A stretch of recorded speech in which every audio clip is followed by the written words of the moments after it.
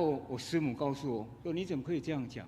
那是最沮丧的时间。”用台语翻译，摩西想失志的40年，我说是摩西最失智的40年，好像是老人失智那种症头。所以我刚在礼拜后这一场礼拜以前，我就在自己做一个默祷，求主帮助我，让我讲的今天所要讲的这一篇道理能够很清楚，让大家都能了解。在基督教会中，我们有3个节期。第一个就是圣诞节。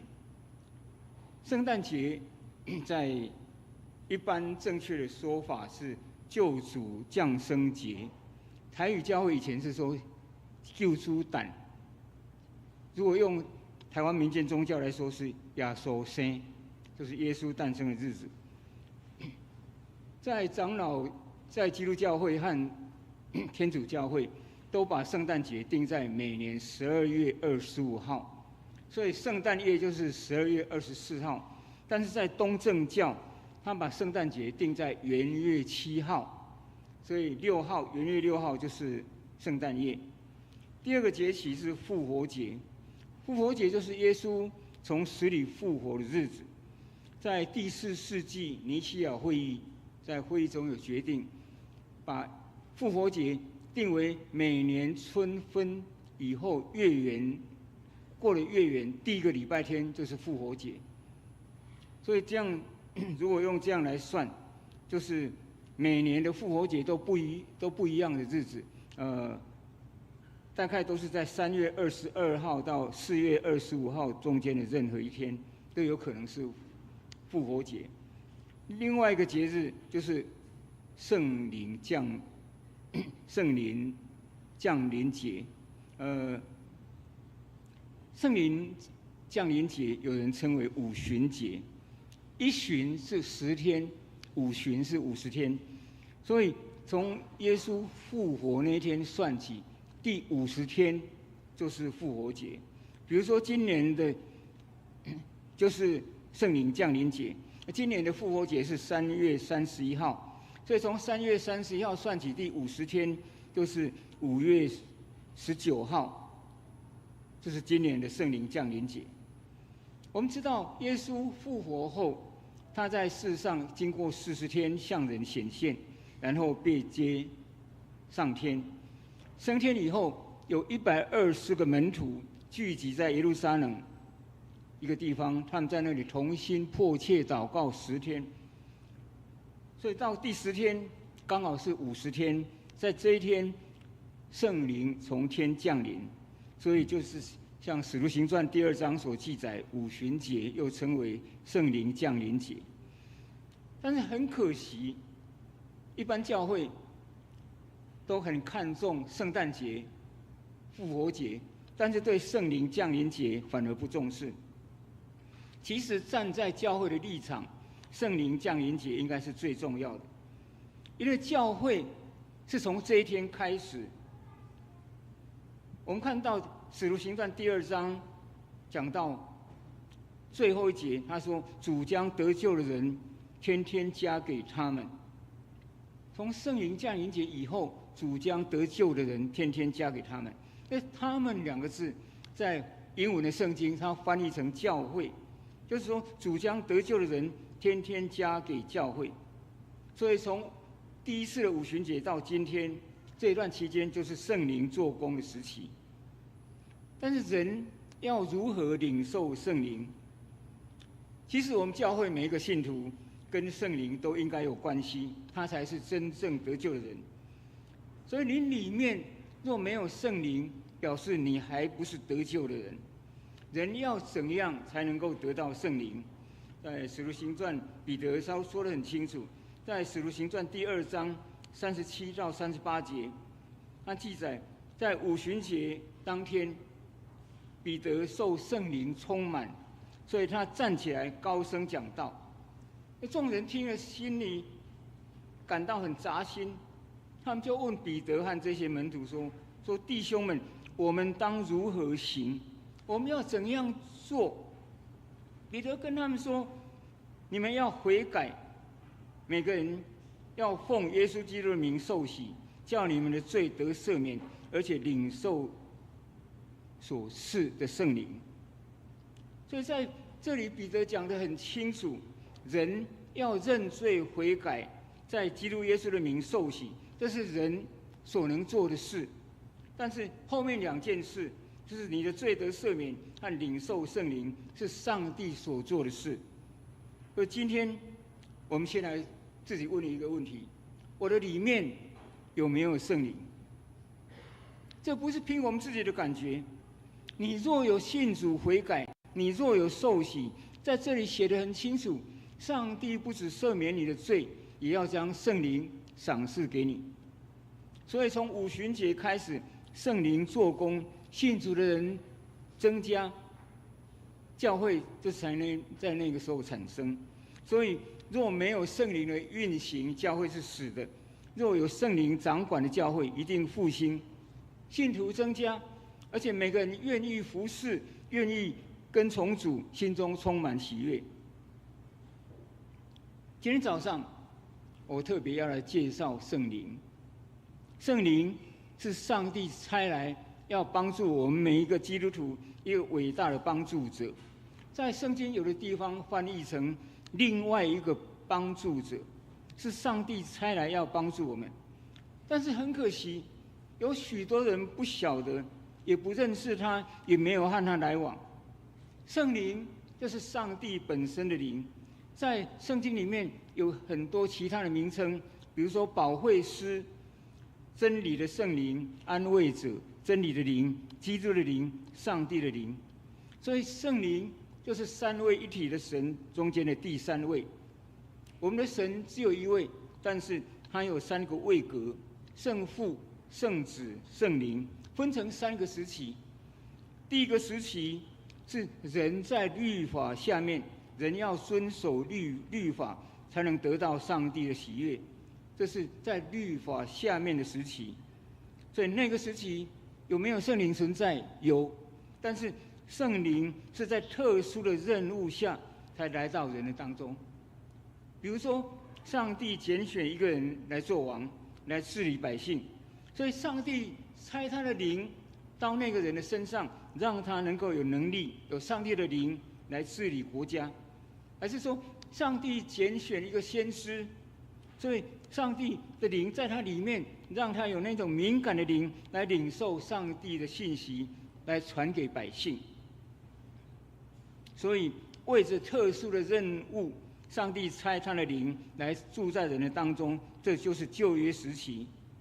第2个时期是新约的时代。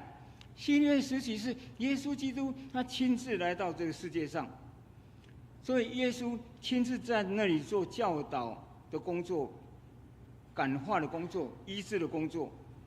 第3个时期就是圣灵运行的时期，也就是我们今天这个时代。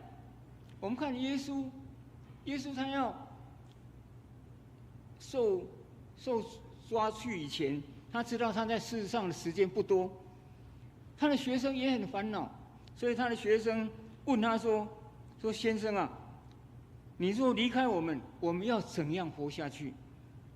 耶稣在这里，约翰福音14章，他很清楚地告诉他的学生说：“我要求父，父就另外赐给你们一位保惠师，叫他永远与你们同在，就是真理的圣灵。”所以这个圣灵就是上帝的灵的第3位，他要永远与我们同住，他要在我们里面。所以这是第3个时期，是圣灵运行的时期。但是有的时候，我们当基督徒，我们不晓得，我们还会跟上帝说：“上帝啊，求你将圣灵赏赐给我。”其实，当我们接受耶稣基督，我们受洗的时候，圣灵就进到你的里面，永远与你同住。所以，请你记住在这里耶稣所说的话，他说：“因他与你们常与你们同在，也要住在你们里面。”所以不是说当我们犯罪的时候，圣灵就离开我们；当我们认罪的时候，圣灵又回到我们身上。不是，圣灵是当你受洗的时候，他就进入你的身里，永远与你同在。所以，当你犯罪的时候，你的圣灵在你里面，他会忧伤、痛苦。但是这位灵他不会离开你，因为你已经是上帝的儿子，你已经是烙印了。所以，当我们受洗的时候，我们是接受圣灵的洗，圣灵进入你里面，永远与你同在。但是，当我们犯罪的时候，在我们里面最为我们烦恼着急的就是圣灵，因为他知道，你若犯罪，你若离开上帝，你要做一些让上帝不高兴的事，你的灵会损伤。所以圣灵在你里面，他舍不得你的灵损伤，他会为你着急，所以他会警告你，他会叫醒你，他会为你说话。这就是圣灵。这个圣灵会阻止你，会给你引导，给你启示，他继续在做这些工作。但是有一件事，你可以求圣灵充满，你不必求圣灵进到你里面。因为你在受洗的时候，圣灵就进到你里面。但是你可以求圣灵的充满，圣灵充满是你获得上帝的能力，得到圣灵是圣灵居住，上帝的灵居住在你里面。所以我们看五旬节，这些门徒祷告的时候，圣灵降临。所以彼得他让圣灵充满以后，他得到大能力。他讲到一次3000个人悔改，所以当彼得被抓到官府的时候，他们这样叫他说：“你不可以讲耶稣。”彼得说：“我要讲耶稣。”他说：“你若再讲，我们就把你关起来。”彼得说：“我不怕。”所以圣经说，彼得得到圣灵的充满，让他勇敢在官府面前为主做见证。所以今天我们可以求上帝将他的灵再一次充满给我们，让我们有能力能够为主做见证，让圣灵在我们里面来引导我们的一生。但是有很多基督徒，他不晓得他有那么大的财富在你的里面，那是好像宝矿一样，是最伟大的帮助者。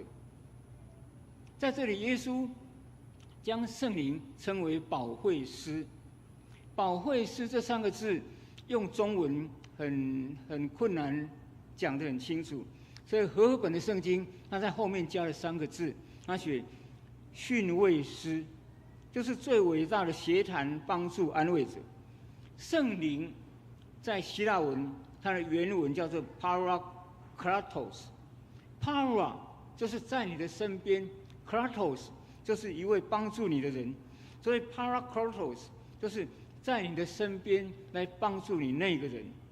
就你有危险，他保护你；你有问题，他帮你解决；你有欠缺，他为你补足；你软弱，他扶持你；灰心，他鼓励你；伤心，他安慰你。所以圣灵在我们里面就是做这些工作。你有得到，但是你却不知道，很可惜。这就是今天有许多基督徒生活上好像是孤儿，最可怜的地方。所以做基督徒以后，他们仍然靠自己在那里挣扎。遇到问题，就是用人的方法去解决。比如说，我今天决定明天不再生气了，但是明天一到又生气。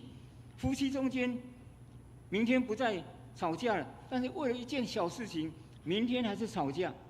因为你是靠你自己的力量在那里挣扎，你不晓得让圣灵来帮助你。所以你有什么问题，你都可以求圣灵帮助。你可以跟他说：“圣灵啊，你来是要帮助我，你要成为我的帮助者，我愿意让你在我里面活出来，让我这些问题都求你帮我解决，让我这个老脾气，这个老我能够去除掉，能够早日来离开我。”所以基督徒，我们信主以后，我们是换主人，能够换一个头家一样，让圣灵在你的里面来掌管你一切的生活。圣灵就是那么宝贵，那么好的一个上帝的灵来住在你里面。圣灵降临节就是教会的生日。圣灵来，他在你身上做的事情，第一件就是把你找出来，带你来教会，感动你，让你接受耶稣基督，这就是圣灵。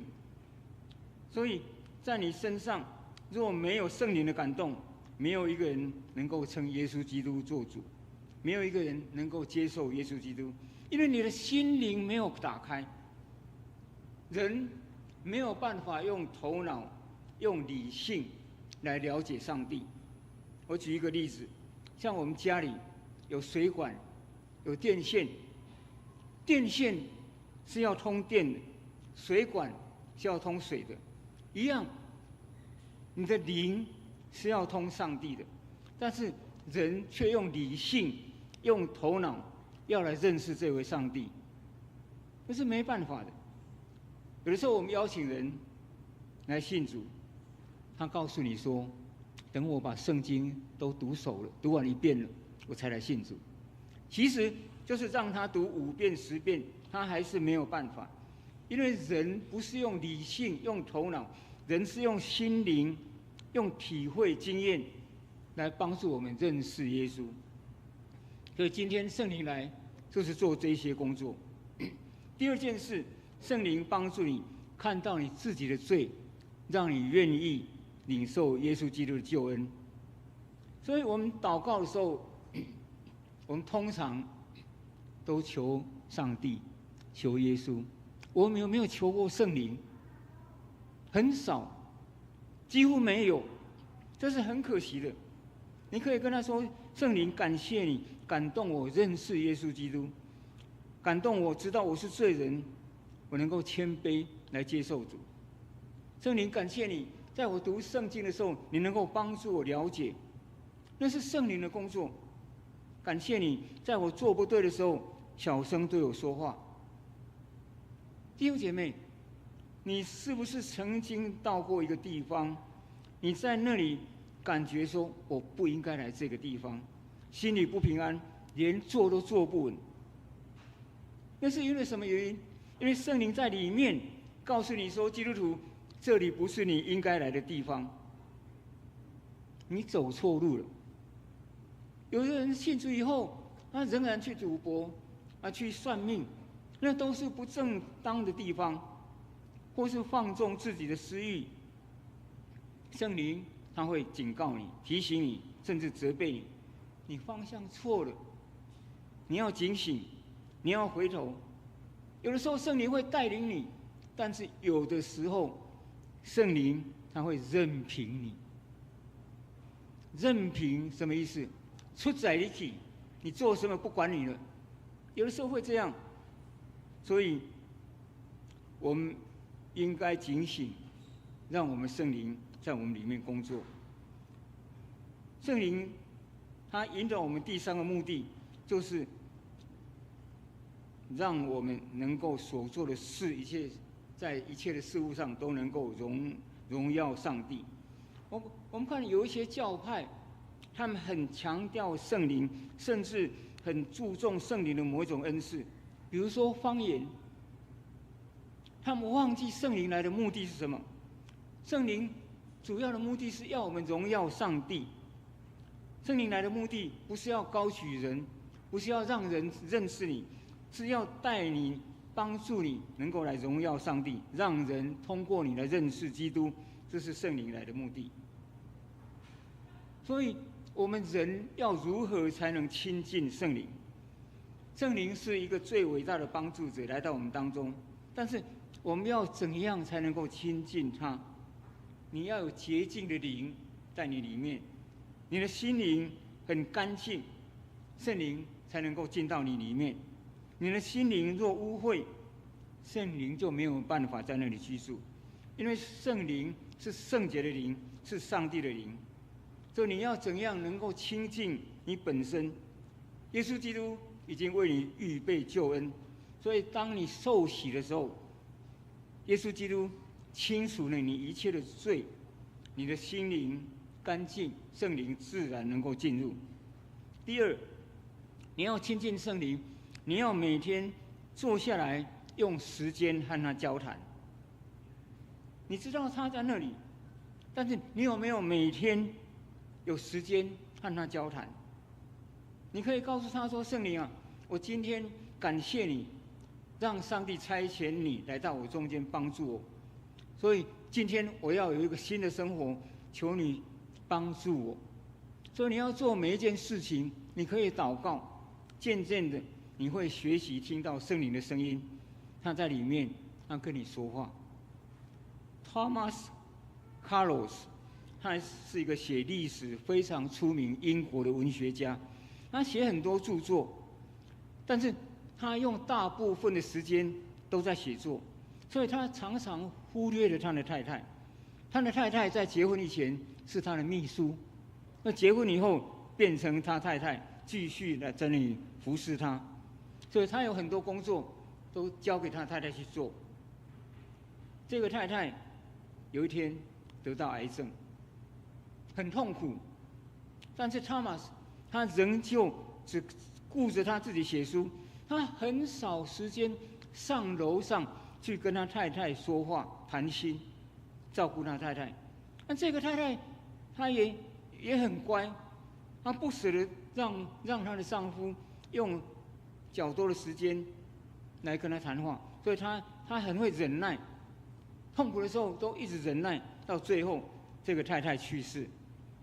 当Thomas在整理他太太的日记的时候，有一页这样写，他说：“今天Thomas上楼和我说话说了1个小时，这是几个月来我最高兴的一天，我真的非常高兴。”另外有一页他写说：“今天我一直在听楼梯有没有Thomas上楼的声音，我知道他很忙，他不晓得我是多么的需要他。”有很多地方都是写他的心声，他很盼望这个Thomas能够上楼来跟他说几句话也好，但是Thomas只顾着写他的书，都没有上来看他。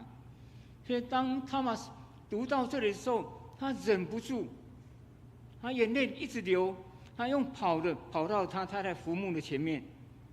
英国的教会有很多教会，他们的坟墓就在教会的旁边。所以当时外面下着雨，他说他的眼中不晓得是泪水还是雨水。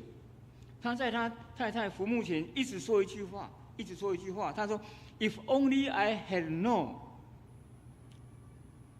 如果我能够早点知道，早点知道你是那么需要我，我每天用多一点的时间来跟你谈话，让你高兴。今天圣灵在我们里面就是这样在等待我们，我们忽略他太久了，他一直在等候你，但是你都不理他，直到有一天，也许你会说：“我若能够早点知道圣灵要帮助我，我就每天依靠圣灵，我的人生不晓得会变成多好。”神的灵受差来在你里面，他要帮助你。所以我们做基督徒以后，我们不要再延续旧的生活形态，我们是受召来进入一个新的生活形态。有的人在受洗以后，他停顿，没来教会，也没有读圣经，没有祷告。以前受主的时候那种感动，那种以前的热心完全不见了，因为你没有学习跟这一位圣灵合作。当你接受主以后，圣灵就到你里面，所以你要接受他的帮助。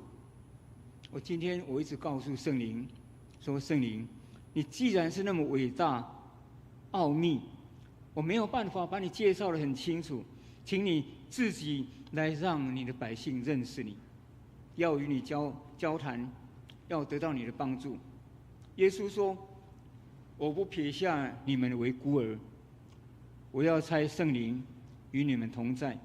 圣灵来，他要教导你们认识一切的真理。”所以弟兄姐妹，请我们转向圣灵，让他来帮助我们，在我们人生的道路上，有圣灵的保守，有上帝的爱，有耶稣的爱，我们的人生完全不一样，让我们这一辈子能够荣耀上帝的名。我们一起来祷告。亲爱的圣灵，感谢你，在我们接受受洗的时候，你就进到我们里面，成为我们的保护者。你引导我们，帮助我们，提醒我们，但是我们却常常忘记你存在，我们常常忽略你。求你赦免我们，通过早上的信息，求你再一次叫醒我们，更加认识你，让我们能够用更多的时间与你交谈，与你认识，在我们未来的日子，能够让你带领我们，也让我们能够更亲近你，更依靠你。祷告，奉主耶稣基督的圣名，阿们。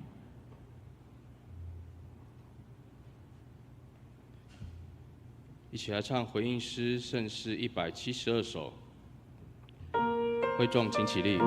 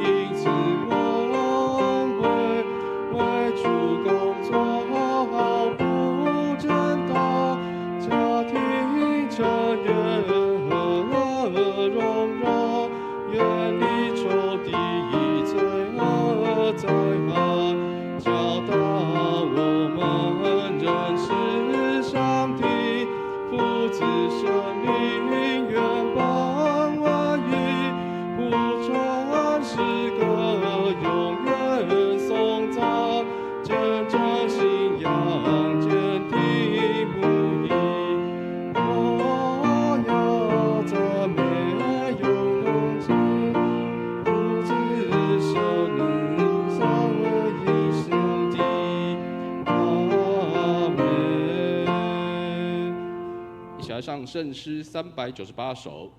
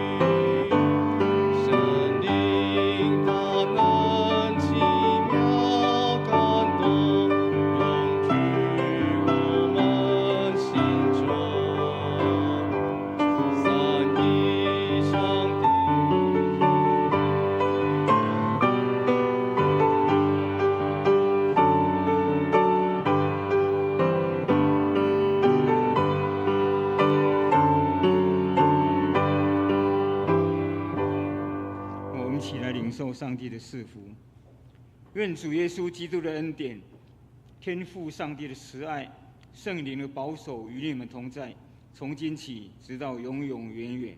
阿们。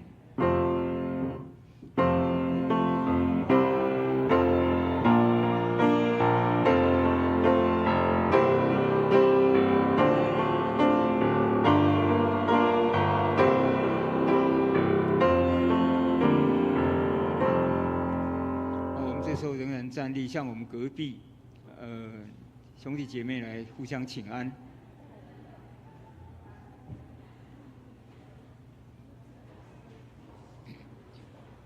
我来介绍，今天有一位新的姐妹来到我们当中，叶倩瑜姐妹，不晓得坐在哪一边哦。好，欢迎你们，欢迎。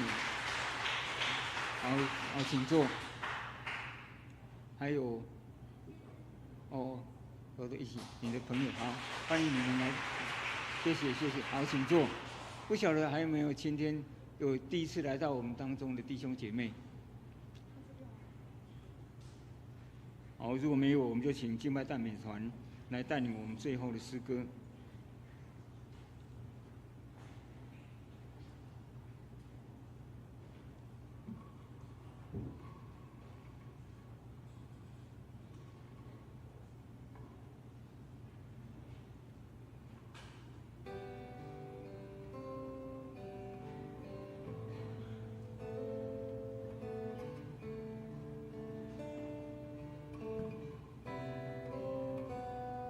我们在诗歌当中，我们默祷，结束今天的礼拜。